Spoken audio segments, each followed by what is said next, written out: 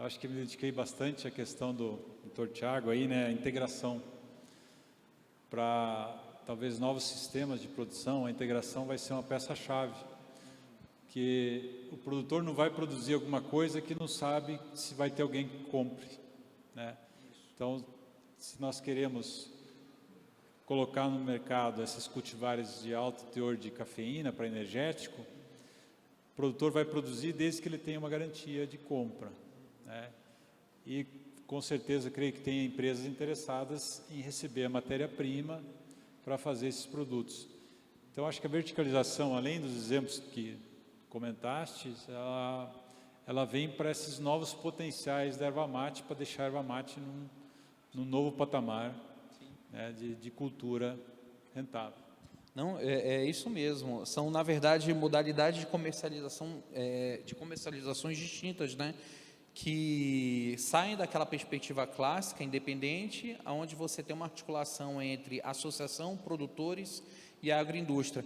E é interessante ver como o nosso diálogo ele acaba um complementando com o outro, porque, principalmente com a questão da indicação geográfica, a gente percebe a necessidade da coletividade na questão do agregar valor àquele produto, né? E também da necessidade da gestão coletiva, não só da comercialização, como também na própria confecção do produto, né? Então a gente percebe que é um assunto complexo, existem diversas variáveis, mas existem alguns elementos que devem ser observados. Primeiro, a necessidade dessa coletividade para que possa, de fato, construir uma associação ou uma cooperativa, a necessidade da interação entre seus membros para que possa fortalecer essa articulação comercial e que possibilite uma integração e que também possibilite uma indicação geográfica, né? Eu achei bem interessante essa nossa cadeia, né, de palestras, porque de fato um acaba complementando o outro, tendo em vista principalmente as fragilidades da cadeia produtiva da erva mate, que são várias, né? Mas é isso. Uma coisa que eu ia comentar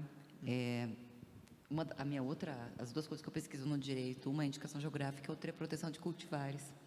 E eu acompanhei na época, saindo um pouquinho da linha que vocês estavam, na época a dificuldade que se teve porque não se tinham descritores, né, para fazer primeiro o registro para poder comercializar as mudas.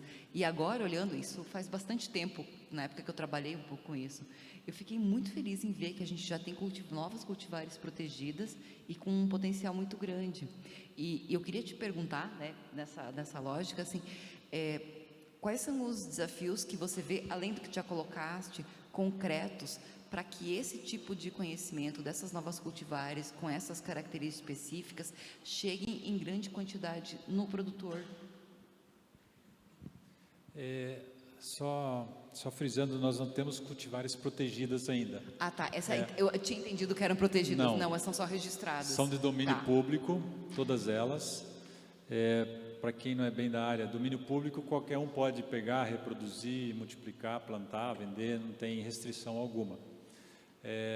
Para ter proteção, precisa dos descritores mínimos, que agora foram feitos, e aí no futuro pode haver a proteção no caso da erva mate, tá? Aí assim, a proteção é interessante no sentido de resguardar alguma característica, uma ideia de produtor que vai direcionar para não haver vamos imaginar assim, um domínio de mercado por uma empresa, né? Para a gente também olhar pelo social, para a proteção te dar o direito de talvez, não, eu quero 5, 6 produtores ou empresas trabalhando, né, com um material diferenciado, por exemplo, né? E se comentasse então das dificuldades, né, de colocar isso na prática, assim, quando a gente tem acho que o Thiago sabe muito bem, quando a gente tem uma cultura nativa, né, se comentou isso, meu pai fazia isso, meu avô fazia assim, e por um lado isso é bom, porque a questão cultural, histórica, isso é legal, né, tá junto, porque a gente tem uma conexão com aquilo, mas por outro, às vezes, acaba amarrando a gente para o uso de novas tecnologias, né? Mas a erva mate tem essa possibilidade, conforme eu comentei, de a gente também continuar com o tradicional, desde que ele se pague, né? Porque não adianta. Eu sempre lembro quando a gente é novo, se forma, aí fui na propriedade do pai, eu quero plantar erva mate. Aí ele perguntou, tá, mas vai vender para onde? Quem que vai comprar? Isso vai pagar as contas? Eu digo, não sei. Então vai ver, né? Tem que começar de trás para frente, né? Mesma coisa, vamos conservar aquela floresta, eu falava para ele. Essa parte da propriedade, mas eu preciso viver, filho. Então, são coisas assim, a gente tem que dar atenção ao meio ambiente, e aí acho que a erva mate é uma grande oportunidade também, né? Essa questão de serviços ambientais, ecossistêmicos, ou seja, a gente está protegendo, mas talvez não esteja sendo valorizado monetariamente por isso, né? Então, tem essas dificuldades como cultura tradicional mesmo, mas eu acho que ela vai ter que entrar para um nível mais de negócio, né? Como você comentou bem do açaí, até na conversa prévia que a gente teve, talvez entrar outros players aí para fazer uma coisa diferenciada, porque o que tem está estabelecido, está funcionando, está legal, continua, né? Mas nós temos espaço para mais, para coisas novas. Engraçado, tu falando, eu pensei numa coisa, como conseguir fazer com que o consumidor possa ter acesso à erva mate, a consumir a erva mate, né? E é interessante porque tu estava falando sobre a questão da tradição, né? Que é uma fala também usada, mas tu sabes como é que o açaí conseguiu se espalhar no Brasil? Essa é uma história bem interessante, que eu acho que vale a pena a gente analisar. Desculpa eu fazer essa viagem, mas é boa às vezes esses insights. É porque o grande divulgador do açaí foram os Gracies do Rio de Janeiro com jiu-jitsu. E eu não sei se vocês sabem, mas os Gracies são paraenses, de Tomé-Açu, que é uma colônia de japoneses. E é uma indicação geográfica para sair. Olha outra, exatamente. A primeira. E o que é interessante é que quem daqui gosta de jiu-jitsu é uma ótima história. O velho Gracie, ele era bem fraco, era uma pessoa bem fraca na infância dele e até a adolescência. Então, ele tomava açaí e comia castanha do Pará, para justamente pegar força. Então, toda a alimentação do jiu-jitsu é a alimentação paraense, que quando foi adaptada para uma luta que é o jiu-jitsu, e que se espalhou no Rio de Janeiro e acabou tomando conta do Brasil. Aí tu vai me perguntar, mas assim, e a erva mate? Talvez a gente precise justamente de elementos que supram a região sul, tá entendendo? E a gente consiga ir para o resto do Brasil, que todo o Brasil se identifique. Hoje o jiu-jitsu não é paraense, o jiu-jitsu não é carioca, o jiu-jitsu é brasileiro. Então todo mundo identifica o jiu-jitsu brasileiro, e todo mundo, eu falo do Rio Grande do Sul, a pouco Chuí, do Nordeste. Então, meu amigo, talvez, se a gente quer de fato fazer com que a erva mate, ela ela consiga ser melhor explorada, ela consiga ser utilizada em todo o seu potencial, há uma necessidade da gente sair do sul. E assim, agora a pergunta é como? Como? Porque, gente, deixa eu até falar uma coisa para vocês, é bonito a gente ver alguém tomando um chimarrão, é bonito, né? Agora, a questão é como é que a gente pode fazer com que, por exemplo, nordestinos, nortistas, pessoas do centro-oeste, do sudeste, possam tomar um chimarrão. Eu vou falar uma heresia. Tomando tererê. Tomando tererê. Eu tô brincando. Heresia, eu brinco porque aqui no sul, toda vez que eu sou do Paraná, toda vez que eu falava em tomar tererê, só olhava para mim, não, tererê. Mas, gente, tipo, em alguns lugares tererê é muito bem-vindo e é feito de erva mate. Com limão e muito melhor. Daí você começa a inventar, que o pessoal inventa também. muito lá, né? Sim, com outras coisas. Né? Mato Grosso do Sul é bem comum, coloca lá uma menta. Sim, que vem da tradição, né, do Paraguai. Isso, mesmo, do tererê. Isso. Então, a gente conseguir sair do sul para ir para o resto do Brasil, talvez seja um grande desafio, né? E fazer de uma forma que todos se identifiquem. Mas aí alguém mais puritano, vai falar assim, mas Thiago, isso vai descaracterizar a tradição sulista? Eu falar, não, deixa eu falar, não vai. Por quê? Porque, por exemplo, eu sou paraense, eu sou de Belém do Pará, e nós olhamos para o centro-sul, quando toma açaí, com aquela cara de Ah, meu Deus, como é que vocês estão tomando açaí dessa forma, né? Doce com banana. Porque o nosso açaí lá em Belém, eu moro em Brasília já há 30 anos, mas quando eu vou para Belém eu acho muito engraçado isso, que eles falam assim, vocês misturam banana com guaraná, com mel e etc. Mas foi um dos pontos que eu conversei com meus primos, eu falei o seguinte, cara, você tem que entender o seguinte, aculturou, houve uma aculturação dentro daquele contexto, né, de academias, de exercícios físicos, né, que é diferente da nossa cultura, que é uma cultura indígena também, é uma cultura onde você toma um açaí junto com uma proteína, um peixe, um bife, uma carne, uma carne, uma charque, né, então, e aqui o tereré da mesma forma é indígena e tem a sua tradição. Agora, o ponto é, como transformar possibilitar com que o resto do Brasil conheça e possa tomar dessa erva mate, né? Talvez seja esse o grande desafio, criar um estilo de luta, não sei, mas talvez, por exemplo, explorando de outras formas que seja agradável pelo paladar do resto dos brasileiros, né?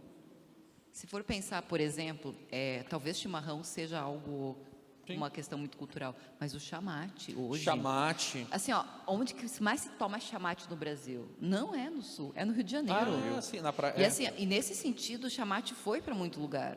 Talvez ele possa ser uma estratégia se a gente pensa em aumentar a produção, né? Sim. Se a gente pensa que porque precisaria aumentar a produção para conseguir atender mais demanda, eu imagino. Sim. Então, pode ser uma estratégia interessante. Sim. E, claro, outros elementos que podem ser associados. Às vezes, hoje em dia, tem uns negócios tipo Insta, como é que é? Digital influencer, né? Que eventualmente poderiam ser estratégias de publicização, se essa for, Sim. esse for o entendimento da necessidade, né? Sim. É uma maneira de você conseguir, digamos, ir para o grande Popularizar. público. Isso. Uma coisa que eu queria comentar, eu esqueci de comentar antes na apresentação, eu não sei se você sabe, mas tem um outro país do mundo que toma chimarrão, além do Paraguai, da Argentina e do Uruguai. Eu fiquei Síria. chocada. Síria. O Líbano, né? Hã? O Líbano. Eu fiquei chocada porque eu fui, né, e dei de cara com o chimarrão lá. E tipo assim, eles importam muita erva mate. Assim, muita para o Líbano, gente. O Líbano tem 100 km². Mas assim, como é que isso chegou lá? E daí eu fui conversar com esse meu amigo. Muitos libaneses vieram para cá antes na guerra do Império para o Otomano. Vieram para cá, vieram para o Brasil, vieram para o Sul, conheceram, quando voltaram, levaram a cultura. Então, também tem alguma coisa, eles, tipo, lembram da parte boa do Brasil, a chimarrão. Nossa. É bem estranho, né? Só estando lá para ter essa noção. Claro, é um paizinho pequenininho, né? Eu não sei se tem na Síria também, mas essa história do Líbano eu vi logo.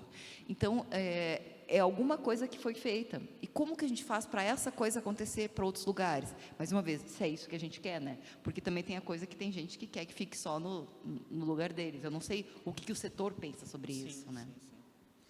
Só para complementar, narguilé, que é uma coisa mais, era extremamente do Oriente Médio, dos países árabes. Gente, não estou defendendo, não fumem crianças, mas é uma coisa que se espalhou pelo mundo, o narguilé.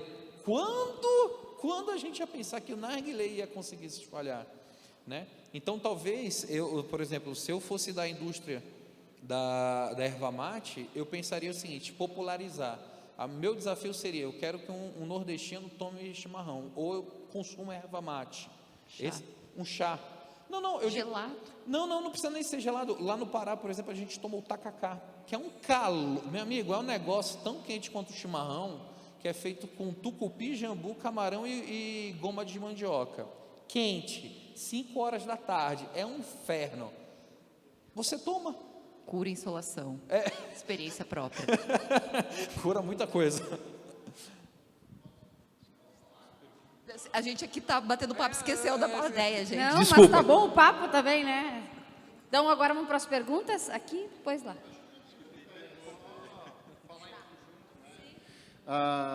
Em toda essa discussão, assim, aquilo que mostra, que traz, é que novos produtos trazem essa popularização. Ou seja, o exemplo que foi falado, usam o chamate lá no exterior de uma forma, quando vieram com esse aqui, trouxeram outra forma de usar o mate. Da mesma forma, se nós trouxermos nossos produtos, não só alimentícios, são os alimentícios, pode ser cosméticos, podem ser de outras formas. E isso vai fazer com que as pessoas tenham aquela marca, né, na mente sobre o produto. Mate, esse mate aí veio da região de São Mateus, esse mate veio da região de Santa Catarina, veio de uma região do Rio Grande do Sul. Então, trouxe certos produtos, trouxe polifenóis para o meu shampoo, trouxe polifenóis para o meu sorvete, entende?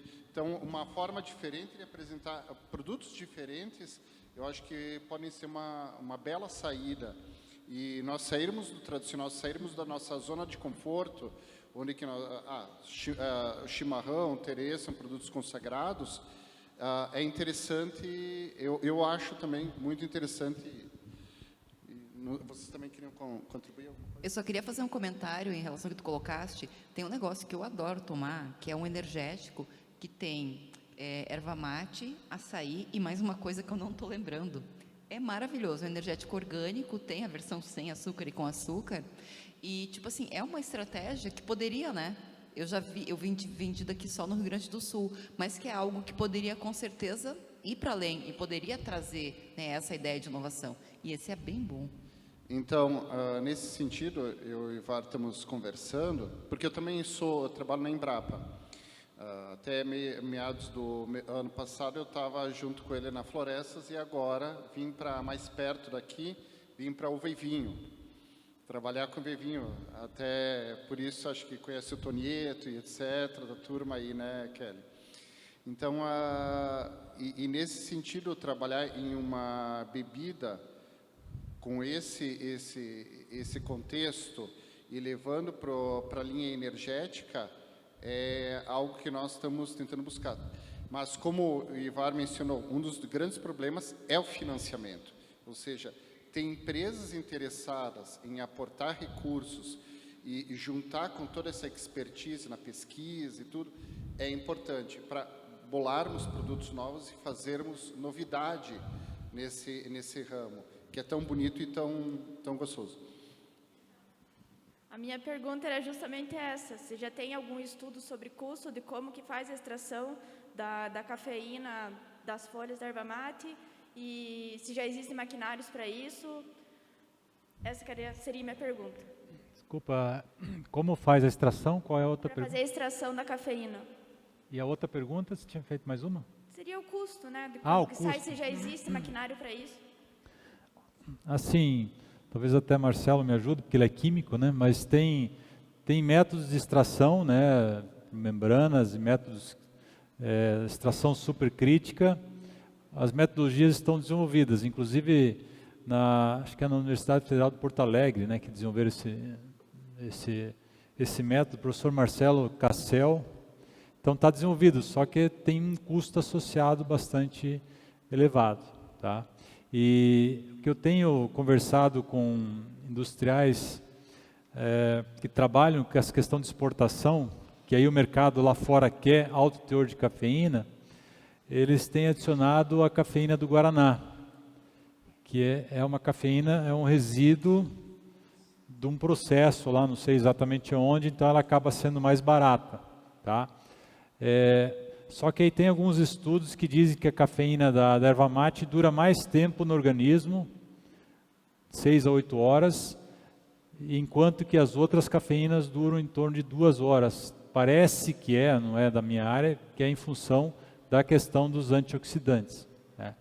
Mas, assim, a disponibilidade de um produto faz com que o mercado use esse produto, né? Infelizmente, só para vocês terem uma ideia, na Segunda Guerra Mundial, já se extraía cafeína da erva mate.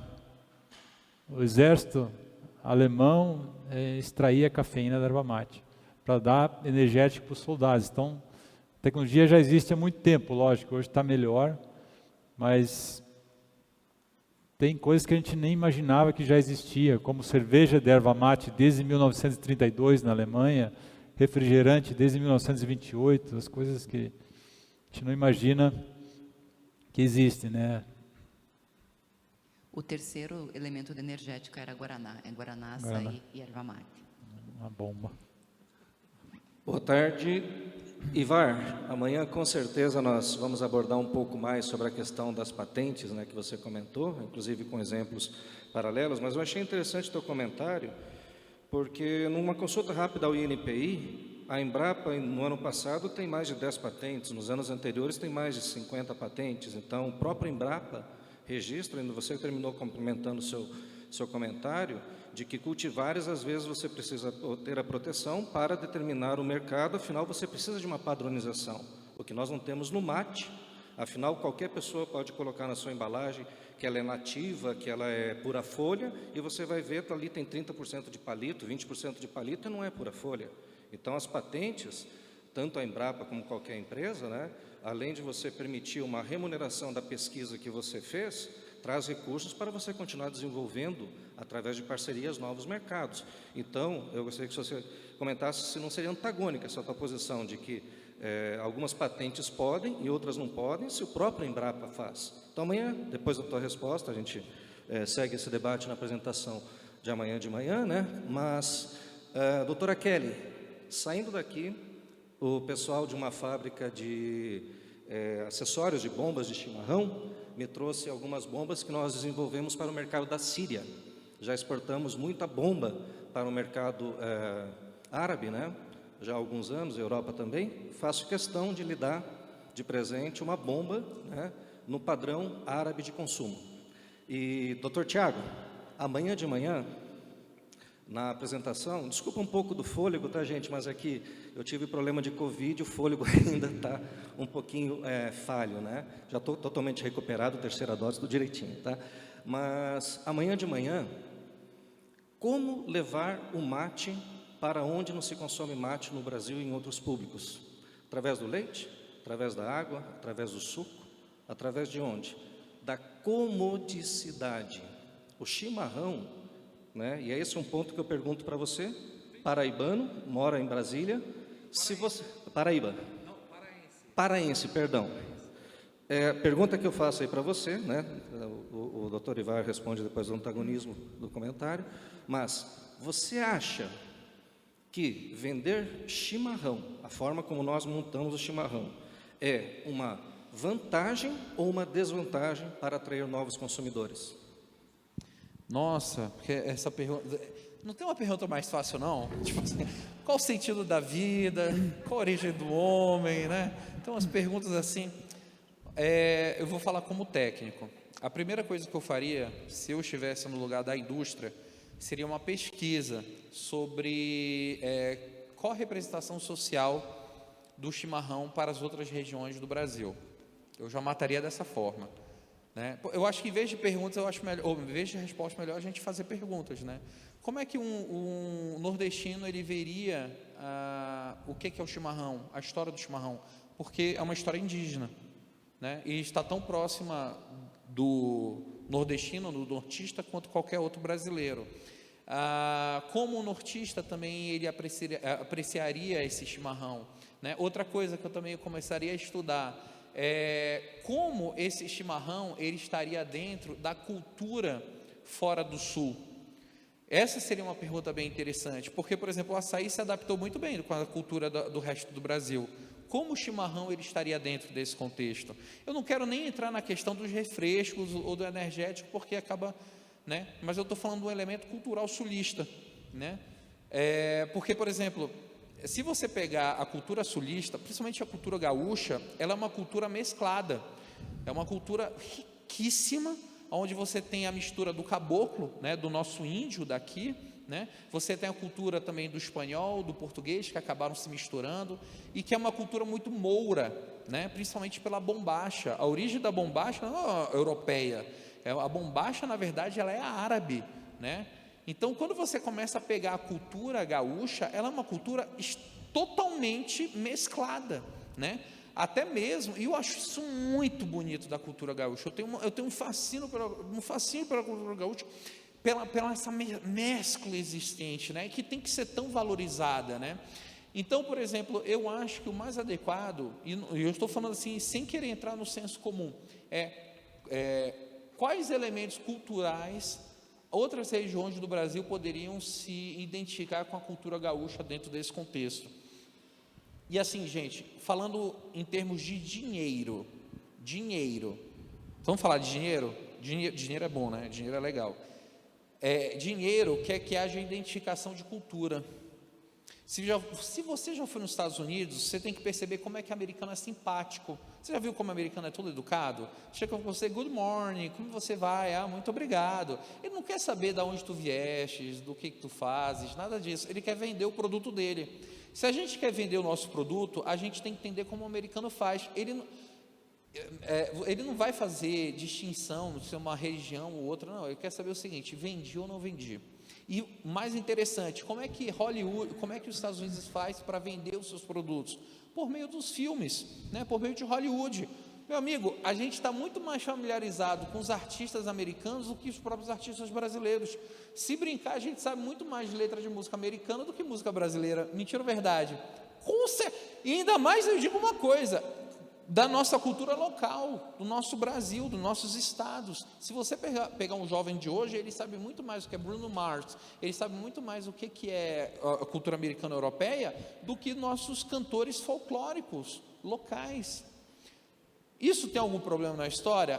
Se você analisar sobre a perspectiva de dinheiro, não. Eles foram inteligentes. Eles jogaram a cultura deles, nós assimilamos e consumimos. Se eu fosse da indústria da erva mate, o que eu faria? Eu começaria a criar elementos onde outras regiões do Brasil comprassem o chimarrão, a erva mate. Eles assimilassem a nossa cultura. Só para finalizar minha fala, para não tomar tempo, vocês obviamente conhecem muita colonização gaúcha nos outros estados, né? Então, por exemplo, nós temos várias comunidades no centro-oeste, na Bahia, no norte, no sul do Pará. E é interessante porque é o seguinte, tu sabes qual é uma ótima forma de colonização? Eu digo cultural, não no sentido pejorativo, pelo amor de Deus, mas no sentido mesmo de divulgação da cultura, os CTGs. Os CTGs.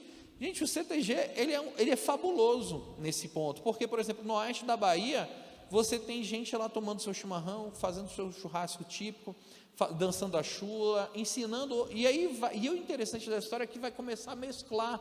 Eu sei que para os mais puritanos isso parece algo horrível, mas não é. Mesclar é bom, gente, porque vai fazendo com que haja uma assimilação de cultura. O que é o nosso povo brasileiro como um todo, né?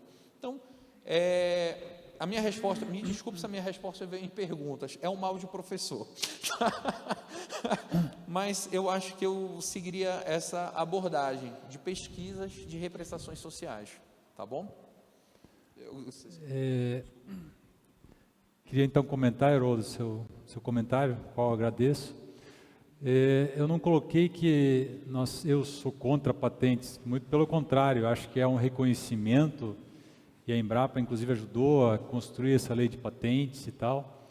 O que eu me pronuncio contrário é quando às vezes não tem, que eu estudei muito patentes, conversei com muita gente do Ministério da Agricultura, do INPE, e procurei entender o que são as patentes. Patentes realmente tem que ter alguma inovação diferencial, não é simplesmente pegar um processo, eu só vou mudar alguma questãozinha detalhada, não vou entrar em detalhes aqui, mas aí simplesmente vou dizer que isso é uma coisa patenteável, coisas que, por exemplo, já são seculares de uso na erva mate. Como é que eu vou concordar num tipo de patente desses? O setor também se pronunciou contrário. Lógico, cabe a INPI decidir, foram colocados subsídios onde tem publicações científicas, onde tem publicações populares de receita, já mostrando que se usam esses produtos que são pedidos de patente, e acaba que assim, eu não sou produtor, não sou industrial, né?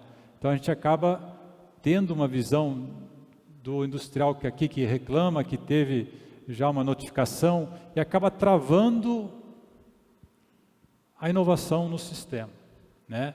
Então, muito pelo contrário, acho que a patente é importante, mas desde que ela tenha realmente alguma coisa diferenciada lá dentro, que não é o caso, depois podemos discutir mais pessoalmente, se é o seu objetivo, posso te apontar claramente aonde que não tem, aonde eu acredito, mas totalmente está aberta essa questão, né? Mas o reconhecimento da patente é importante porque ela vai dar realmente o retorno a quem se dedicou em cima dela, tá? Então não falei nada contra a patente, falei alguma questão de tem que ter uma inovação realmente por trás aí, tá? Eu imagino que também seja o mesmo caso das cultivares, né? Para ser uma cultivar, eu tenho que ter novidade, distinguibilidade e estabilidade. E às vezes, quando eu estou trabalhando, iniciando, eu estou identificando o que já tem, né? E não aquilo que eu acabei trabalhando por meio de melhoramento. Talvez seja por isso a escolha, porque realmente não era possível, né? E uma das outras coisas que eu acho que é importante ressaltar, que toda lógica de proteção em qualquer setor, né? Eu tenho uma estratégia de proteção. Às vezes, patente pode ser uma estratégia de proteção. E, inclusive, pode ser uma estratégia de proteção no sentido que a gente chama de patente para proteção pública, em que você protege para poder deixar em domínio público, você protege para que outro não se aproprie. É uma estratégia. Há outras estratégias, por exemplo, que você utiliza. Por exemplo, eu tenho um setor muito novo. Se eu fizer uma patente muito ampla, ninguém mais inova naquele setor. Eu não consigo fazer mais nada. E esse também é uma estratégia. Será que vale a pena fazer? Ou, no caso, será que vale a pena para o NPI conceder? E essa é uma discussão que existe. Por exemplo, na época que se discutiu proteção de seres vivos, né? Será que valia a pena ou não? O quanto eu barraria, né, inovação em cima disso? Então, também tem essa questão. E, às vezes, é interessante proteger, às vezes é interessante não proteger, porque eventualmente não tem os requisitos de novidade, atividade inventiva e aplicação industrial, e eu não consigo nem comprovar que tem atividade inventiva muitas vezes, né? Porque é uma produção tradicional. E às vezes não deveria ser protegido porque é um conhecimento tradicional. E eu tiraria do domínio público aquilo que já está em domínio público. Então, é só para comentar para ti que às vezes a resposta ela não tem como ser única sobre isso, porque depende muito das estratégias, do setor, do contexto. É bem complexo, é uma área bastante complexa de se trabalhar mesmo. Obrigado. Olá, boa tarde, tudo bem? Sou Luiz Cúnico, sou de Guarapuava. Tenho uma pergunta do Dr. Ivar. Levantar, tudo bem? É uma dúvida assim de produtor mesmo. A gente adquiriu os cultivares da Embrapa, o 408, 409, né? O Alpaba e o Iari, e um dos primeiros lá da região de Guarapuava adquiri eles e teve um pouco de dificuldade na datação, né? Apesar de ser uma propriedade mais sombreada, preservada. Se tem essa questão, às vezes, pelos cultivares virem de outras regiões ali, veio para uma região do Paraná, né, daqui também, talvez de Santa Catarina, se o doutor pudesse falar sobre isso, que a gente está enfrentando lá, que a estiagem aqui também, né, que no Rio Grande também está forte. E só um comentário também para o outro professor, professora, eu sou filho de imigrantes paranaenses para o estado do Mato Grosso, no Médio Norte. Cresci numa fazenda de pecuária, de gado de corte. E queria fazer a defesa do tereré. Lá a gente chama de tereré. E dizer assim como os Gracie dominaram o Brasil com o jiu-jitsu deles, o estilo de vida e o mundo, né? Às vezes são várias as formas de fazer isso, né? Às vezes é o chimarrão, para quem gosta. Mas realmente para os estados acima aqui do sul é muito difícil fazer o consumo de chimarrão, por causa do calor, né? Eu já morei em Cuiabá, Rondonópolis, e é muito difícil, assim, só para valorizar a tradição mesmo. Então, o tereré tinha que ser mais valorizado na questão comercial. Eu faço até um paralelo com o costume do narguile, né, que realmente ele pegou entre os jovens, influencers aí. E o tereré hoje, se você for procurar, por exemplo, no Instagram de 10 cantores sertanejos, grandes, 9, 8 vão tomar no dia a dia. Então, eu acho que é um costume bem forte que leva a erva mate, né? E você poder ter só a região sul produzindo algo que é consumido aí no Brasil inteiro, como é o caso do açaí, já é uma realidade, né, que talvez o mercado não dá muito foco. Enfim, agradeço. Só fazer um comentário, a questão, ou talvez o sertanejo divulgando no centro-oeste, no nordeste, no norte, seja a melhor estratégia, né, do tereré, de fato, porque está no convívio das pessoas, né, eu acho que seria culturalmente perfeito. E lembrando, né, que não é uma inovação, porque assim como o chimarrão se tomava no sul quente, o tererê se tomava pelos indígenas frio da mesma forma. Então, só foram estratégias diferentes e né? E a gente faz umas adaptações bem interessantes lá no Paraná. No caso, a gente consumia, por exemplo, lá, as ervas do Paraguai, né? Porque elas tinham uma mistura de ervas secas, e hoje está até aumentando, né? Com aromatização e etc. E os greys, por exemplo, com o açaí, o consumo no exterior se deu muito em parte deles, que as pessoas achavam que a força deles vinha realmente só do açaí, então teve essa relação. Eu pratico jiu-jitsu e eu conheço a história. Obrigado. Bom, falar das cultivares, Guarapuava, né? Então, nós temos um teste ali em Pitanga, que é do lado de Guarapuava. O que acontece na erva mate? O que aconteceu nos últimos 3 anos? Seca, seca, seca. Então, lá em Pitanga, o produtor implantou esses cultivares 4 anos atrás. Espetacular, crescimento muito bom, né? Um sabor excepcional. Aí, inclusive, nós montamos uns testes agora, teste de trabalho de mestrado da Natália, que está aí, que nós perdemos de planta, inclusive as testemunhas que são mudas locais. Então, esses últimos 3 anos, meu amigo, nós perdemos tudo que é lugar, qualquer material.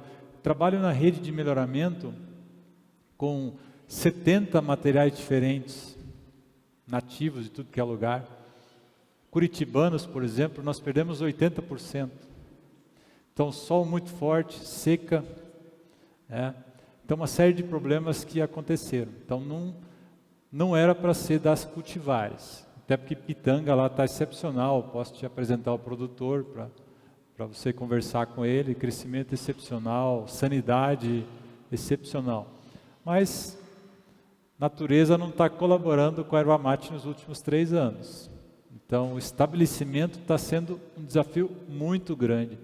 Quem é produtor sabe, se perde muita muda agora, né? E aí, a questão das cultivares, já é um material melhorado. Então, você implantando, é tipo, vamos imaginar assim, uma Ferrari, você coloca uma Ferrari em estrada de chão? Não, você tem que ter condições para a Ferrari explorar, mostrar todo o seu potencial, ela tem que ter uma estrada boa. Então, mesma coisa o material genético melhorado, tem que ter irrigação, tem que ter um preparo de cova, limpeza, né? Então, é todo o sistema de produção. A cultivar sozinha não vai fazer nada, ela vai se perder, tá ok? Só fazer uma contribuição quando foi falado a respeito de bebidas e esporte, né? Lutadores também estão tomando tererê, né? Vocês já devem ter visto. E também está indo para o mundo. Eu já vi várias reportagens do pessoal lá com as cuinhas, né? Uns tomam no chifre, outro na cuia, outro no copo. Daqui a pouco já deve ter cuia Stanley para tererê também, e por aí vai, né? Mas essa questão de status, eu acho que sempre é importante, até referendando o que o colega falou lá do tererê, eu acompanho muito também empresas de tererê no Instagram e tal, ele está muito relacionado com o agroboy. O agroboy, aquele que deu certo, que tem uma caminhonetona de 3 andares e tal, e faz aquele churrascão e festa, sabe? É uma questão de status, né? É uma bebida associada a status. Eu, na minha visão, acho que o tererê tem muito mais potencial de subir para cima, né? E conquistar o Brasil e o mundo, né? E por aí vai. E também eu queria dizer da Mega Mate Rei do Mate, né? Até meu filho, uma época, trabalhou numa dessas franquias aí. Gente, eu acho que só da ampliação disso no Brasil e no mundo já traria, e todas as outras, eu falei só 2, que eu lembro só dessas 2, né? Mas todo aeroporto tem, né? E se vê lá. E eles já estão fazendo uns mix interessantes também, com açaí, guaraná, e tem umas coisas que eu até acho meio indigesta, mas, né? Você fica com medo de dar uma dor de barriga. E eu queria dizer que quando falaram do filme, eu acho que uma das maiores oportunidades que se perdeu de divulgar a erva mate foi naquele filme A Missão, que tratava das reduções jesuíticas. Por quê? Porque um dos principais produtos econômicos das reduções era a erva mate.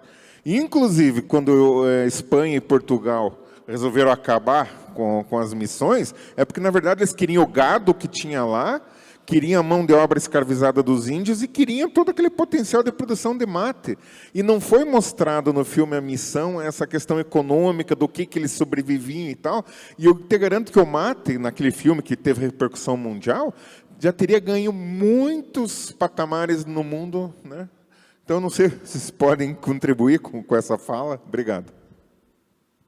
Eu estava pensando, não sei se vocês conhecem a história do Alica, no oeste do Paraná, que não era jesuíta, mas ele era um explorador da região, quando a região ainda não pertencia, né, ao Brasil, e a exploração era na base da erva mate. Dá para fazer um filme disso.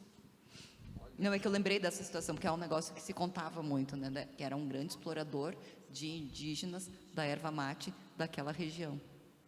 Alica. Minha contribuição... Não, é interessante isso. Eu acho que é algo que tem que ser pensado de maneira planejada. Eu penso muito na Coreia do Sul. A Coreia do Sul é um ótimo case onde eles estão... Né? Porque a Coreia do Sul... todo mundo aqui já tem Netflix e já viu Round 6, né? Os mais jovens, com certeza, né? Ou, por exemplo, outros filmes, né, coreanos e etc. O que a Coreia do Sul está fazendo, gente? Eles estão influenciando culturalmente, né? Por meio de filmes, músicas.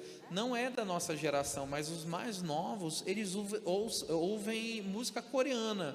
Aí eu fiquei pensando assim, Jesus amado, quem é que eu não entendo mal o meu português, imagine um coreano, né? E eles estão aprendendo coreano. E assim, Coreia está no outro lado do mundo, né? Então, talvez a ideia, gente, seja aproximação cultural. Aproximações culturais por meio de músicas, a ideia do agroboy, sertanejo, filmes, pegar histórias que você consiga conectar com outras realidades, não só do Brasil, como do mundo. Mas isso não vai enfraquecer a cultura local, não se preocupe, a sua cultura local vai continuar linda como sempre. Mas há uma necessidade financeira da gente fazer com que as outras pessoas se identifiquem. E se elas se identifiquem, elas vão consumir. E é tipo Gramados para o resto do Brasil. Todo mundo ama Gramados, né? Pelo chocolate, pelo vinho, pelo chopp, seja o que for. Entendeu? Pode falar que o Gramados hoje é só do Rio Grande do Sul? Não, é do Brasil. Todo mundo vem para cá para querer consumir. Pergunta para as pessoas se elas querem que só fique um povo reduzido, né? Eu digo em questão de populacional, de uma determinada região. Não, eu quero o Brasil inteiro e eu quero o mundo. Entendeu? E daí vem uma questão para te complementar, que é a ideia do turismo, né? Sim. O turismo, hoje em dia, a história do ecoturismo, o turismo de aventura, o turismo de experiência, eu sei que eles estão querendo terminar, que acho que já passou o tempo, né? Mas eu acho que a erva mate, ela tem um potencial incrível para isso, sabe? Para o turismo de experiência, mas também para o turismo de aventura e, tipo assim, trilha, etc., em Hervatais, eventualmente. Eu não sei se chama Hervatais, né? Hervais. Hervais, obrigada, desculpa. Mas acho que também é uma alternativa, porque da mesma forma, se você gera experiência, você consegue gerar alguma relação. Eu vi que tem uma loja aqui já em Gramado, né? Eu acho que Gramado, né, por exemplo, antes não tinha vinhedos, agora tem vinhedos aqui em Gramado. Talvez alguma coisa relacionada com isso também de experiência, porque aqui a gente tem um fluxo absurdo de pessoas, possa ser uma estratégia também de divulgação da erva mate. O turismo acaba sendo um veículo muito importante, principalmente se a gente pensar no mercado doméstico, né? Porque você gera experiência, você gera as sinapses necessárias para a pessoa depois conectar isso com boas sensações e a pessoa acaba comprando. Se identificar. Se identificar. Paramos de falar. Uau! Não, eu tô aqui pulando, torcendo, vibrando. Gente, uma salva de palmas.